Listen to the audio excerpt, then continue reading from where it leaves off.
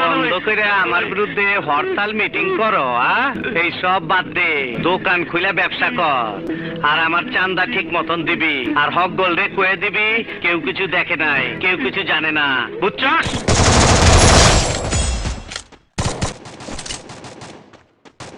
তোমারে তো চিনলাম না মিয়া।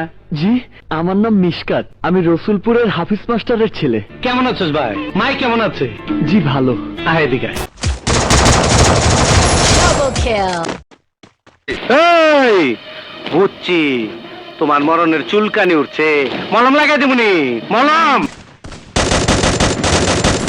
Triple kill.